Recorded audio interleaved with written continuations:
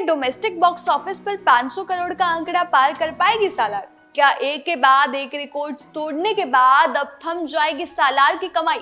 Weekend, Christmas, holidays होने के बावजूद भी सालार का ऐसा हाल क्यों? ऐसा हाल यानी कि सालार की कमाई में कुछ हलचल हुई है। अब वो हलचल क्या हुई है, चलिए वो भी आप लोगों को बता देते हैं। शुरुआत करते हैं वीडियो की। और आप लोग जानते होंगे प्रभास की सालार आ चुकी है, 22 दिसंबर को रिलीज हुई थी और रिलीज होते ही भाई क्या तबाही मचाई है, क्या एक्शन देखने को मिले हैं फिल्म में।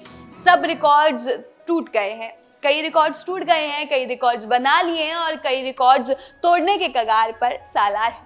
दुनिया भर में काफी अच्छी ओपनिंग हुई सालार की। इंडिया में बात करें तो इंडिया में 90 करोड़ की ओपनिंग हुई थी, लेकिन ओपनिंग शानदार हुई, दूसरे दिन कमाई शानदार हुई।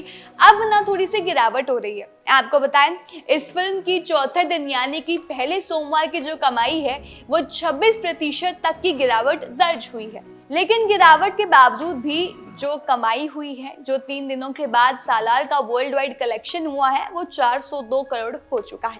आपको बताएं, इंडस्ट्री ट्रैकर सेकनिल्क डाटाकॉम की रिपोर्ट के मुताबिक सालार ने पहले मंडे को इंडिया में 45 करोड़ की कमाई की है, जिसमें तेलुगु वर्जन से 27 करोड़, मलयालम वर्जन से लगभग 1 करोड़, तमिल वर्जन से 2 करोड़ और कन्नड़ से आप मान लीजिए 86 लाख रुपए और हिंदी से लगभग 14-15 करोड़ आए हैं।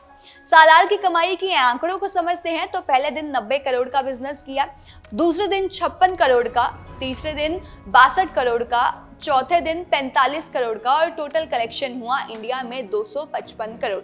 अब थोड़ा सा गणित लगाया जाए तो सालार के तीसरे से चौथे दिन की कमाई में करीब 26% की गिरावट आई है।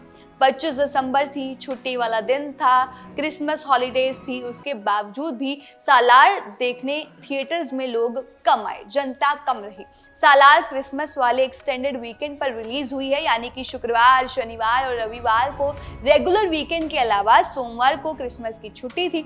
लेकिन इन सब चीजों के बावजूद, इन सब हॉलीडेज के बावजूद भी फिल्म की कमाई में गिरावट देखी गई है। वैसे सालार की कमाई में लगातार आ रही गिरावट मेकर्स को चिंतित भी कर रही है। सालार की कमाई पर नजरें इसलिए भी गड़ी हैं क्योंकि प्रभास की पुरानी जो कुछ फिल्में थी, आदि पुरुष की बात कर लो, राधेश्याम की बात कर लो, वो इतनी हिट साबित नहीं हुई थी।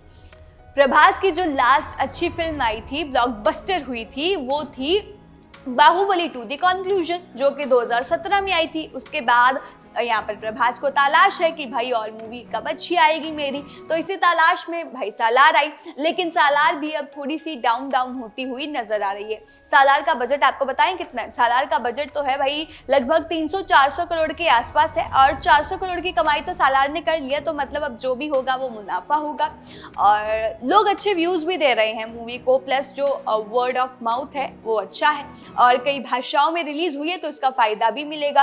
अगर दूसरी तरफ बात करें तो डंकी आई थी शाहरुख खान की, वो एक भाषा में रिलीज हुई और सालार 5 भाषाओं में, तो थोड़ा सा कंपैरिजन करना यहाँ पर मुश्किल हो रहा है कि कौन आगे है और कौन पीछे। तो इतनी ज्यादा लैंग्वेजेस में अगर ये रिलीज हुई है तो इसलिए उम्मीदें भी ज्यादा थी कि भैया बढ़िया कलेक्शन करेगी और बढ़िया कलेक्शन तो कर ही लिया। जल्द ही मूवी वर्ल्ड वाइड 500 करोड़ के क्लब में शामिल भी हो जाएगी। तो वेट है कि कब 500 करोड़ के क्लब में शामिल होती, लेकिन उससे ज्यादा वेट है तो एक चीज का वेट है।